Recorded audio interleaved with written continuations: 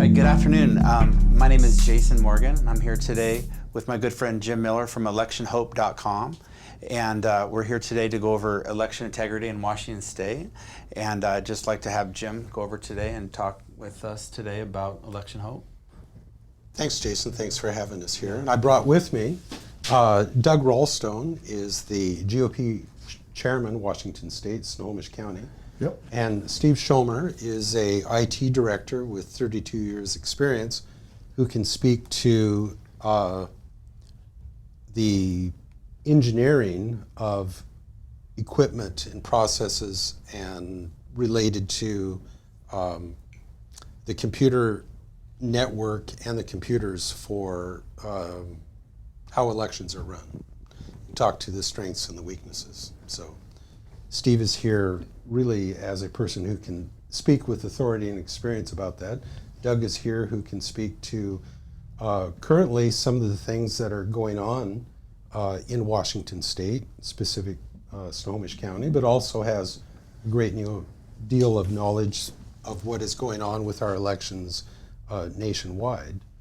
And this is all part of a project that I have put together to provide a resolution to the problem that we're having really nationwide with all of the elections. So my focus is more into the future, and Doug is focused tactically on what is going on right now, and Steve is here as an authority for any questions coming up about the engineering for election systems. So together we should be able to speak about elections. Hopefully. And what has gone in the past, what has really led me to be involved with this, and a little bit of history with that, and some history with Doug and yourself. But over the past 10 years, there's been some real troubling experience with what has eroded our election systems into the current situation that we have now. And to where we are currently, I'd like to just ask Doug Ralstone, what's going on right now after the 2020 election? What are you doing? What are you involved with? Well, thanks, Jim, and thanks for inviting me to be here today. What I do want to say is the Washington State Republican Party has taken a very deep interest in this. They've formed a committee for all the counties that have representatives now, and we're looking into a lot of different things. And of course, as the chair of the Snohomish County Republican Party, I'm looking into things. And of course, Jim and I have talked for some period of time. I've been looking into this stuff for several years before this, and so this isn't my first rodeo as that goes. There is a problem, and we'll address the problem, and I'm happy to address the problem because I think Jim's got a good solution for us to look at, but we first have to address the problem. If you look at the mail-in voting system, from the very beginning, the voter registration list, if we talk about election integrity, one of the things you want to have is consistency in the methods that are used in the election process. That's kind of a definition of integrity, some consistency in the process. And what we have is a voter registration list that we don't know the people on the list, if they're citizens or not. They don't swear to that. They sign up and there's no proof that they're a citizen. There's no proof that they're 18. There's no proof that they're still alive, and there's no proof that they're not a felon. Those are the four things you need in order to be able to vote in this state, and there's no proof on there. So does that mean that the registration list is bad? No, it just means that we have to investigate and look at it more seriously to figure out, let's make sure that the right people are on this list and not the wrong people. And so we have to do that. There's discrepancies in how the DOL registers people to vote when they get their driver's license, sometimes whether they're a citizen or not. And so we have to be concerned about that. We are now investigating.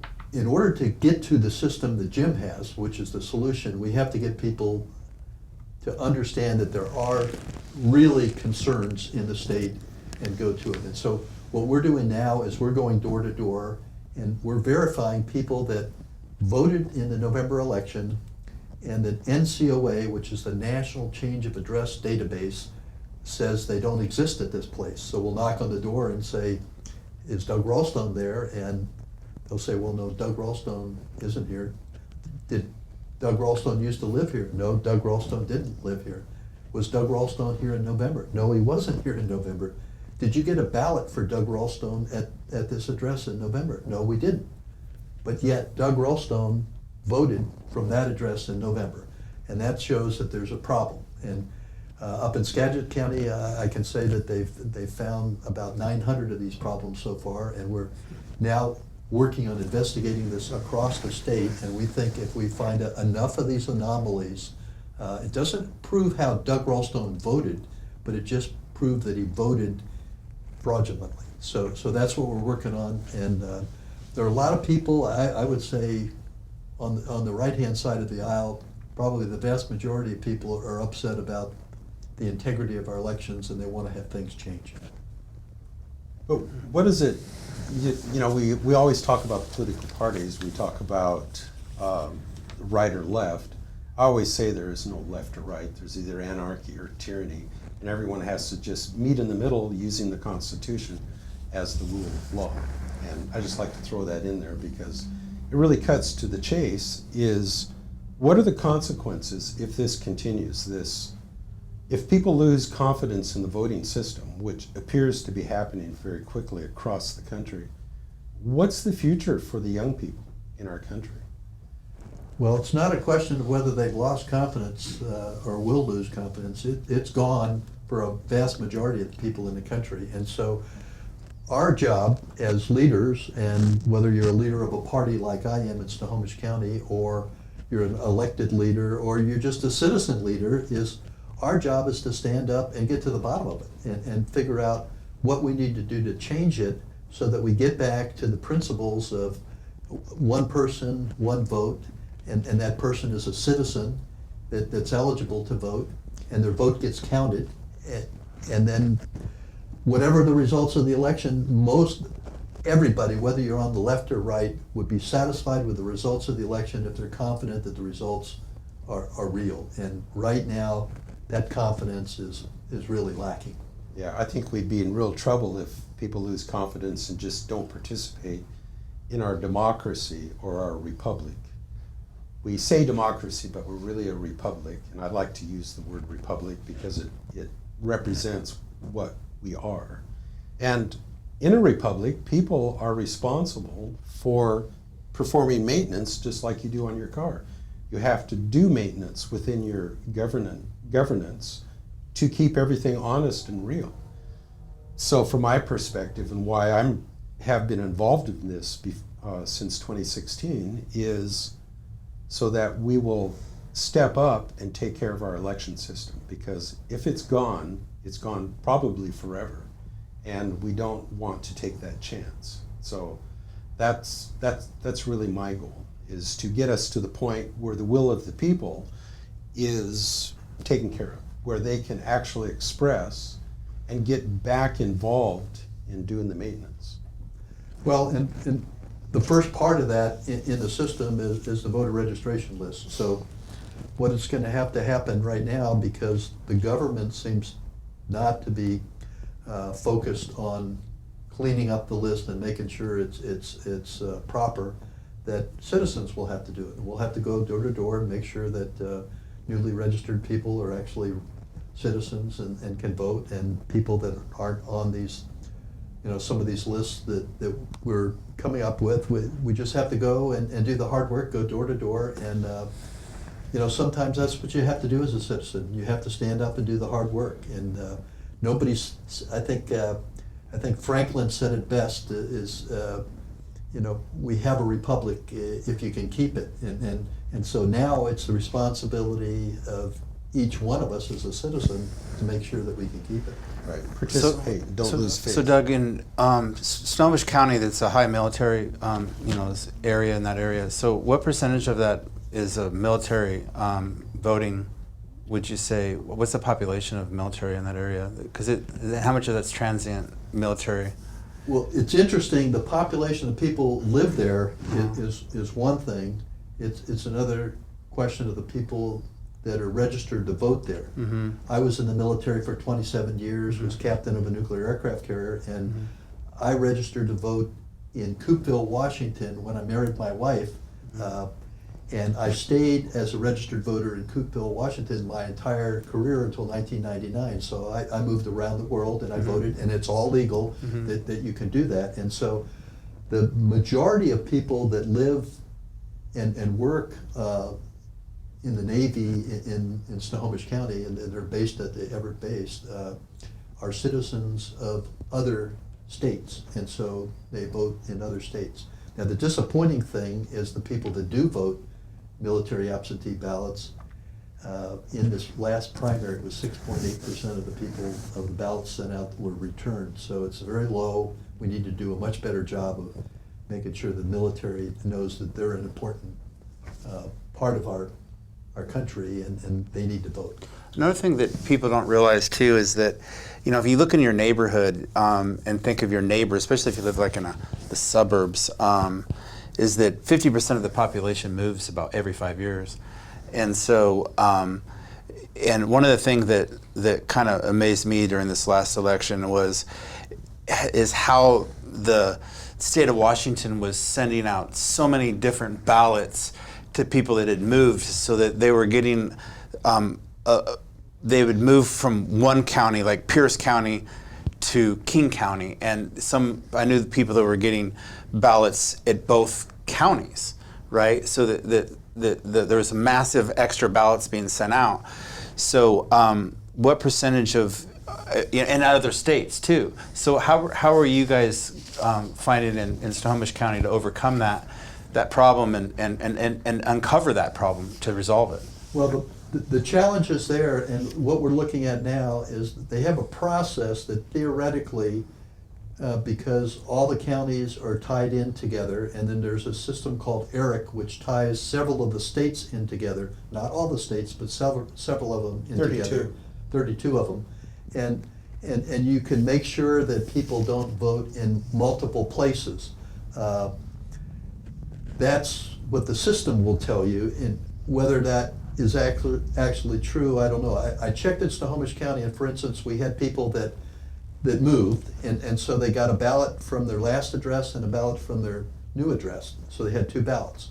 And if they sent both of them in, the process is the first ballot that shouldn't have been a true ballot, if that was sent in first, that would get put aside until 7 days after the election, the date of the election, and they'd wait for the second ballot to come in. If the second ballot came in, then the first ballot would be destroyed and not counted.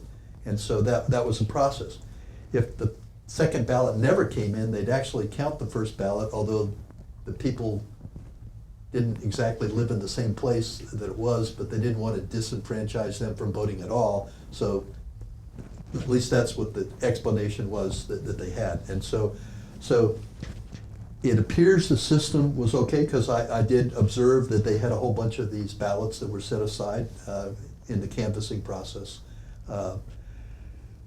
But there again, it takes a lot more than a cursory look at things to make sure that that's really working. But this is where the system gets more complex, because wouldn't Washington be one of those states where there's numerous states that are trying to collaborate together, that are the more left states that are trying to collaborate to opt out of this process? With ERIC? Yeah. Actually, more people are joining ERIC. I thought, because it just started with 4 states, and Kim Wyman was the one who initiated this. It's now grown to 32, maybe 36 states. So Kim Wyman, I know, is that a good thing or a bad thing with the one that what Kim Wyman initiated? With my personal opinion is, I can't understand, in fact, why ERIC as a nonprofit was formed, and why we need to have an organization that's nonprofit to manage our own voter registration database, when that could just easily be offloaded to a contractor at much less money and be much more efficient, and just have that taken care of under control of the Secretary of State and just get it done. Now, if you want to harmonize that with other states, you can do that through a contract. But I did months of data analysis on the Washington voter registration database leading up to the 2020 election and afterwards. And I found that the association with ERIC did absolutely nothing for voter integrity or for cleaning up. In fact, we found hundreds of thousands of records that should not have been in there, and if they had been doing their job as described online, if you go to eric.com, then we would not have had this problem. But the voter registration was bloated with people that had moved, didn't appear to exist, and also, even though Washington State was part of this association, we never were privy to sharing any of the databases or doing any analysis with any of those. So my question is, why were we in this relationship? And I can say this: every key state in the 2020 election was a member of ERIC. So what were they doing with 40 million voter names to combine together in one database? Because we actually don't know how they operate. But they should have been able to harmonize this in a matter of minutes with today's computing power. I think Steve will attest to that. But yet we had the most confused election in the history of the United States. So I question of what value I think that they worked against us and the citizens, we the people, and not for us. And then how many illegal aliens were in that system too? Correct. Yeah. So I would just rather offload that into the future under electionhope.com's desire for a better system, is to just do that and manage that each state on their own. And if we want to have an agreement where we share databases, we can do that with a contract and do it much more efficiently. I just don't like us being involved in this nonprofit organization in the manner that we are. It was created by Kim Wyman, and I'm suspect of its intent. I think it was malintent from the beginning, and I think it's part of the problem. That's my observation. Well, Jason, I think that the solution to this is easy: in-person voting. Mm-hmm. Then you don't have to worry about multiple ballots going to multiple different places. Amen. If you go and vote in person, then you show up, you prove who you are, and you vote. That way, it solves that problem. So, yeah, these problems exist, and they're really difficult to solve under the present system. We need a different system. So, Doug, how many people in Washington State, just from your sense, your experience, even know that there's a problem? I mean, do you have any sense of the demographics within the state? I think the vast majority of people know there's a problem. There's a substantial percentage of them that don't think it's significant based on what they're seeing in the press. And there's another very significant, I wouldn't say it's a majority, but close to a majority of people think there's a very significant problem, and they have a very significant lack of confidence in the voting system, which is bad in a republic like ours. Mm-hmm. People need to feel like their vote counts, and that it's important for them as citizens to go to the ballot box and vote and make a difference in who's going to govern them. And so right now, I think that's been seriously eroded since the 2020 election. I mean, I would really feel terrible about living in a country where I didn't believe that the people who were telling me what to do, that I had any voice in them being elected. They were just appointed and I had to obey them. I mean, that's King George land. That's some serious stuff. I wanted to segue over to Steve and into a little bit of just engineering, a little more technical questions. Mm-hmm. And so I had a question of ballot chain of custody. And that's a very important phrase, ballot chain of custody. And so it's kind of a hard off-the-cuff question for you. Steve, can I see a ballot in software and silicon circuits? Can I see a ballot? Of course not, because it's digital. It's ones and zeros. You can take that information and present an image, but do you trust that's the image that you mailed in? That's the question. It's all hidden. And so it's hidden. It becomes, as soon as it goes into silicon and software, you could say that it's hidden and secret. Yes, and then it's out of your custody because it is no longer something that is tangible or something that you could touch. Right. So I just wanted to explain a little bit more about chain of custody. In trial, in a criminal case, and actually in civil cases, where you have evidence that is major to and has been submitted and reviewed by both the prosecutor and the defender, and it's submitted into as evidence, it goes into a very proprietary, safe place. It's called the custody room, and it's bagged and tagged, and it's monitored, and so you have 100% chain of custody. So when that is brought out and as evidence and can be looked at and examined and then held up before the jury in the court, that would be a real mess if at any time you lost that chain of custody and all of a sudden the prosecutor could run in with a new set of evidence, a weapon, and say, here it is, here's the evidence, this was it, and the person gets convicted, goes to jail for life.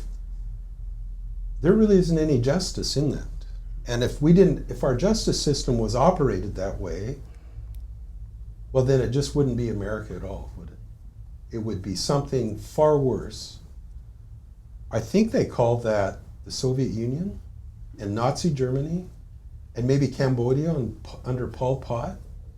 So I'm not looking forward to that happening at all. So the key phrase in all of this is ballot chain of custody. Whenever we lose control of that object, that ballot, then we've actually sacrificed probably convenience for integrity. And if we lose integrity, we lose chain of custody. And then especially if it's online and if we're using computers, tally computers, and it's silicone and software, where's our confidence level?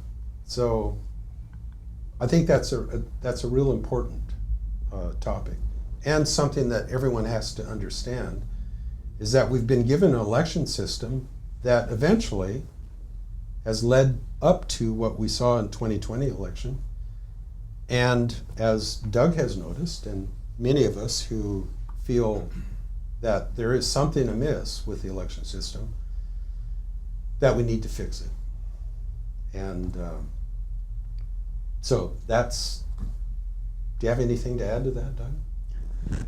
No, I think the problem is there, and the only question that I have in my mind is that we have to get enough people that would be willing to vote for an initiative that would change the system. And so until we go door to door and find the evidence that there is fraud, although we can't prove how somebody voted, but once we see the preponderance of evidence and the magnitude of it, I think that will get enough people on board with, hey, we have to get serious about fixing this. We know that the legislature will not fix it, and that therefore we as citizens need to fix it. And lo and behold, here is an initiative that may get on the 2022 ballot that would say, here's how we're going to fix it. So I hate pointing out problems where there's no light at the end of the tunnel, but in this case we have light at the end of the tunnel. Yeah, first it was Russia, Russia, Russia.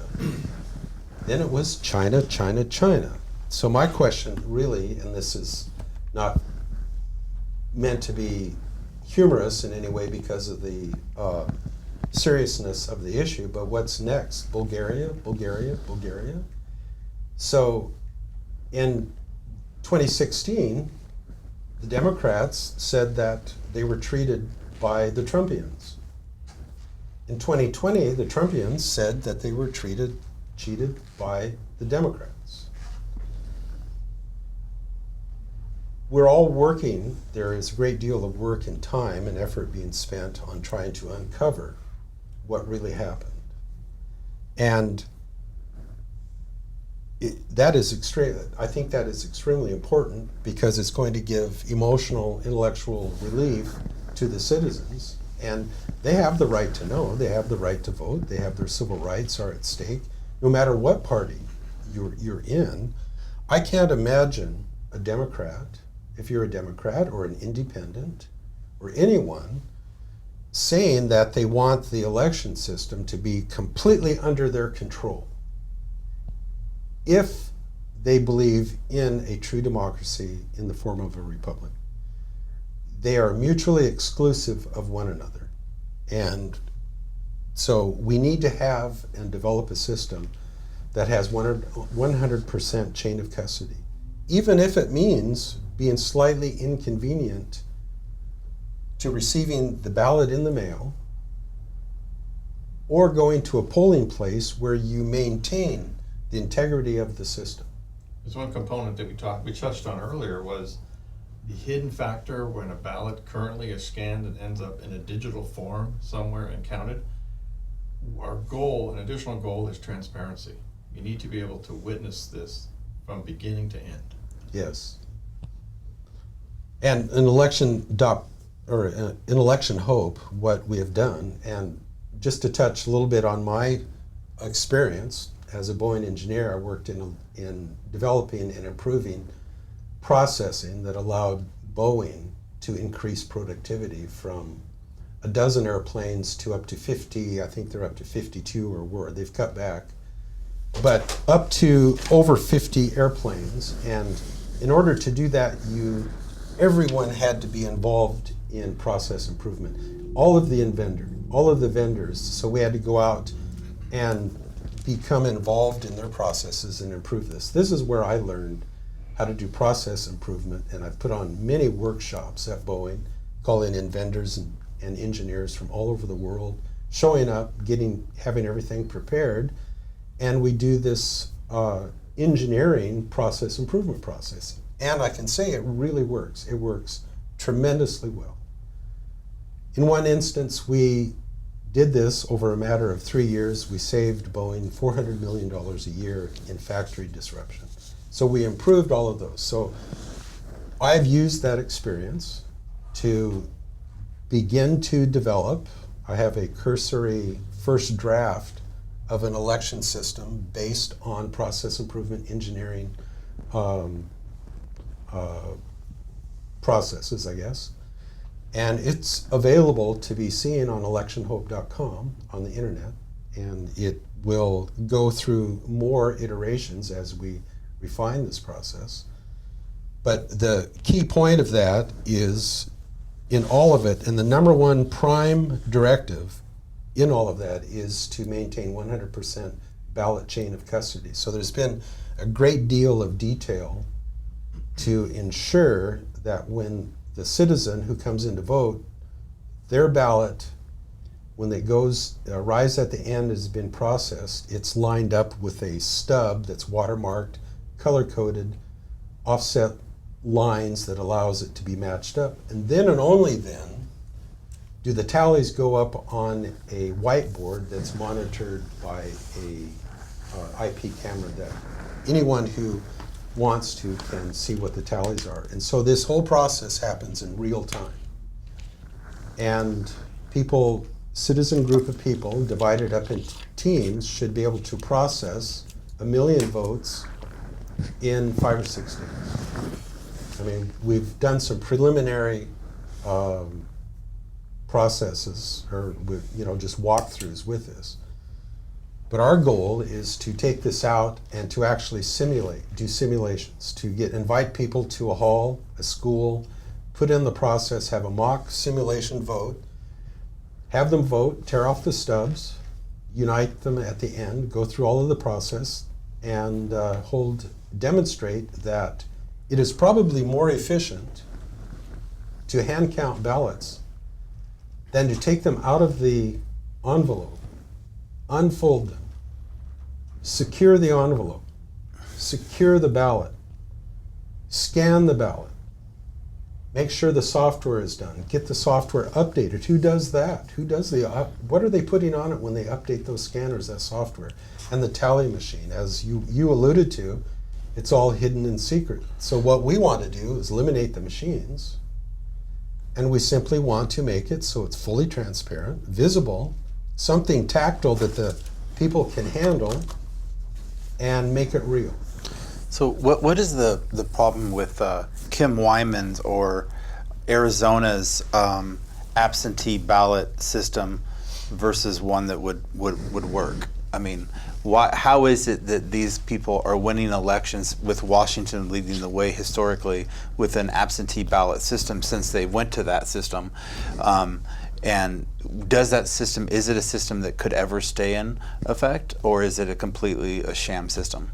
Well, I think the challenge that we're seeing now is that there have been several things of anomalies, things that people brought up that appeared to be fraudulent, and there were lawsuits in different areas of the country, but lawsuits cost a lot of money, and unless you have a lot of financial backing, you can come up with a lawsuit and it might last for a while, and if it gets turned down by a judge and you have to appeal it, there's a lot of cost. And I think a lot of these attempts were made to kind of look at the system more seriously, and they failed because of a lack of funding.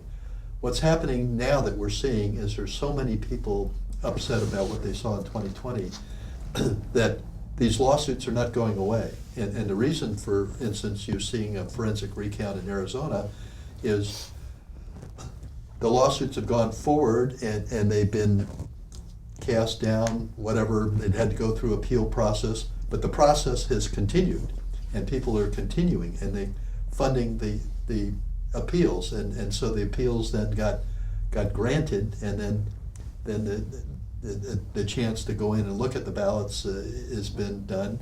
Even now that they've sequestered the machines, they're not looking at the machines yet, they're still appealing lawsuits there. And so what I would tell people that are really concerned about the voting system is that there's a lot of very serious people looking at this, and they're not going to give up this time.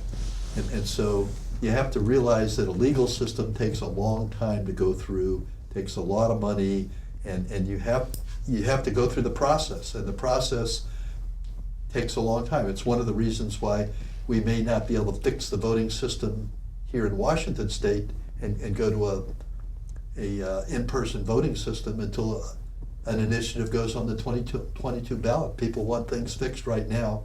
Unfortunately, it's difficult to fix things right now. You have to go through the process, and the process is designed to be woefully slow and tries to discourage anybody along the way. And the good news now is we have people that won't be willing to be discouraged. They're going to go through the process no matter what the toll is, and we're going to get to the truth. And that's what I think what people want, is they just want to see the truth. Tell us the truth. And if the truth was exactly how the election came out in 2020, most people will be very happy to see whatever that result, well, they may not be very happy, but they will be at least satisfied that the truth came out.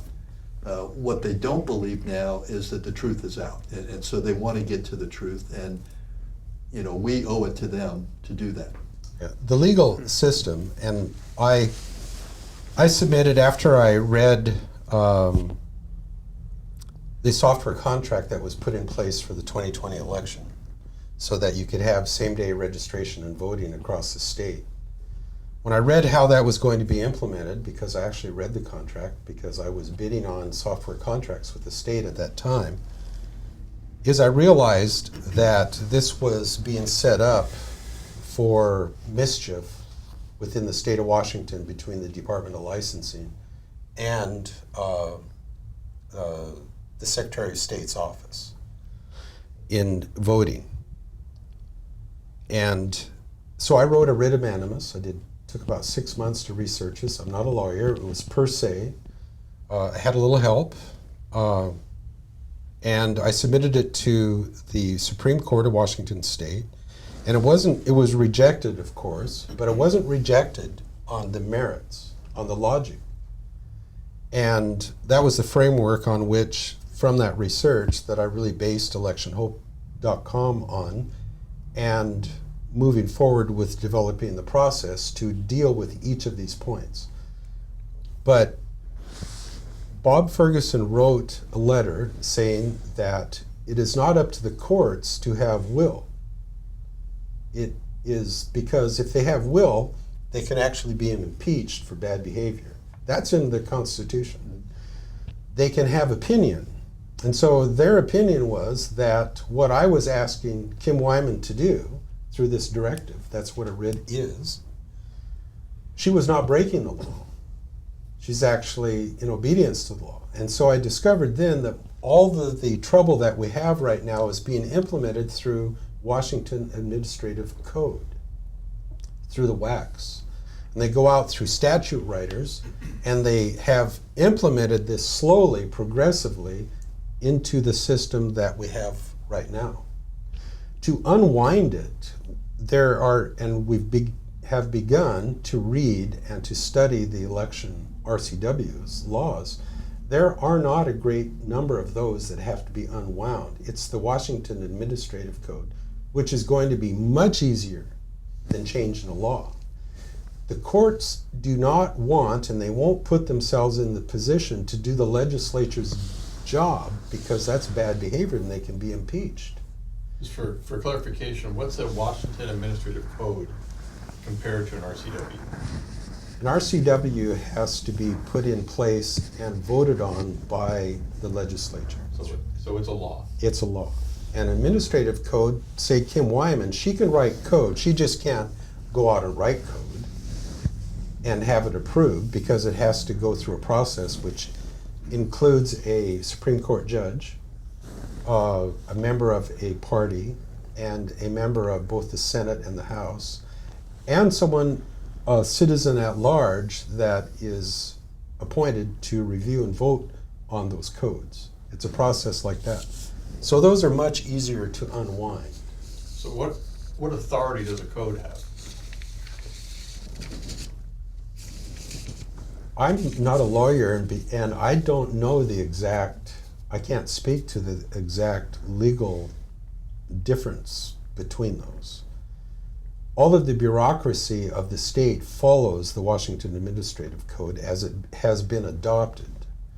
But they can only speak to and operate under the guidance of an RCW, an actual law. They can't write a law, and they can't operate outside the boundaries of an RCW. So when you go in and read all of the WACs for elections, they are operating under the color of law as determined by the legislature. But they have a much broader scope, and I pointed out in my writ that, having researched the historical implementation of the election machines, there has never been a debate in the state whether these were good, bad, or indifferent for other aspects of the laws in the state, and whether they were actually constitutional also. That debate has not occurred in this state. And I combed for days and days and days and hours and hours and hours looking for case law in the Supreme Court and cases, and there are none. So the entire process is really Washington Administrative Code, not RCW. So it's really in the past 12 years, since Kim Wyman has been elected, that this has been inch-bugged, from the creation of ERIC, the adoption of more machines, and the implementation of this process, and now same-day registration. So it's been under her tenure, and I know that she's a GOP, but Election Hope is really agnostic to a party. We are really in support of the Constitution and people's rights more than any particular party. So, sorry, Kim, you have not been kind or gentle to the Washington State citizens, because you've given us a mess, and I'm sorry, it needs to be fixed. Well, typically the RCWs are passed by the legislature, signed in law by the governor, and then the the WACS, the Washington Administrative Code, is the code that's developed to theoretically enforce and implement what are in the RCWs. You're exactly right that they can be widespread and, maybe even off course from what the RCWs said. And the challenge there is, unless they're challenged in court, it's the government comes out and they come out with this, and it kind of has the appearance that it's law, and appearance that it must be constitutional, et cetera, and unless it's challenged. And so That's correct. It's the duty of, theoretically, you would hope that government would write the WACs so that they do support what the legislature intended in an RCW. It might not always be the case, and we need to, stand up and look at it. Maybe Right. we need some committee of lawyers that would look at these things and stand up. But until they're actually challenged in court, they carry the at least the appearance of law. Well, it Right. seems like there's like a four-ring circus to a degree, where you have Jay Inslee, you have Ferguson, Kim Wyman, and then some judges that pretty much control the whole voting system in Washington State. Until you get that broken up, that monopoly broken up, then we're kind of stuck. This is to the a degree. goal of electionhope.com. You know. This is what we're doing. And I made the leap across that black hole, hopefully. Yeah. I'm not sure if I've escaped totally yet. So but what can we do? I mean, as we kind of wrap up this conversation today, what can Election Hope? What can we do for the people that are listening in our audience, for Snohomish, for King County, for Kittitas County, for Kitsap County, for Thurston County, for all the counties in Washington State, to get people to go to electionhope.com, and to get involved. It's a two-part harmony. The first part of the harmony is identifying the problem and bringing the problem out clearly to the public so they see. So by going door to door and finding where the anomalies are, finding where things don't match up, where somebody voted that obviously was not there when they voted, and so we don't know how they voted, but we know they shouldn't have voted because the ballot didn't go to that place, to that person that was supposed to be at that place to vote. So that's the first thing, is we have to bring that out to the public enough so that they know there's a problem, and then Jim can speak to the solution, that now we've seen what the problem is, and enough of the people in the public realize that really it is a problem. One of your early questions was, how big was this swath of people that believe that there's an election problem? And I don't believe it's a majority of people now, but if we bring that out, then I think it will be a majority of people, and then we can have an initiative and have it voted on, and then we can change things. And so that's the whole challenge here. And so there's a lot of work to be done to take the problem and bring it out to light, and there's still a lot of work to be done on Jim's behalf to make sure that here's the solution to the problem. Yeah, we can't look to the courts, because the courts have already said, through my experience, look to the legislature. And the elected officials are good people for the most part. They've been elected, they represent the people, but they are not going to lead the way out of this mess. They're going to do and represent the will of the people. So the people have to step up, and they are the court of last resort. The people are the legislature, both the Senate and the House. The court said, talk to the legislature. Don't bring it to me. You'll just impeach me. So don't bring this election stuff to the courts. The Supreme Court of the United States is as much said the same thing. And so we have to actually educate the people, as Doug said, tell them there's a problem, get them to believe that there's a problem, show them that there was a problem. And then what I learned in my career working for Boeing was, Jim, don't bring me a problem unless you bring a solution. Absolutely. And that's what we're doing. And so if you go to electionhope.com, register, sign up, someone will contact you, and there's a process that we're going through, kind of a report card. And as we get more and more people doing that task, which is really sending an email to their legislative senator, chamber member, their senate, their rep, and their senator, they will see that things are changing within the state. So that'll be a signal for them to pay attention. Then we actually need to educate the people. It's going to take some money to do this and some organization, but we're putting that together. We're going to go out and we're going to show the people that they can actually hand count and have an election, and that it's possible to do it quickly and efficiently. And having had that experience, then, when the time comes, we're going to float an initiative to the people so that they can have their Bill of Rights back and they can perform the maintenance on their state and their country, hopefully, and take care of it so that we can maintain our democracy and our republic. So this is a maintenance function. We're trying to bring it back to rational, reasonable transparency and integrity, the way it's supposed to. All right. Well, thanks, Jim Miller from Election Hope. And we have Doug here up from the Snohomish County GOP. And then we have Steve here today with us. And appreciate you coming down with us. And I appreciate everybody listening today. And hope you guys all have a good day, good weekend, your Labor Day weekend. And we'll be back again. I promise you that with electionhope.com. Thank you so much.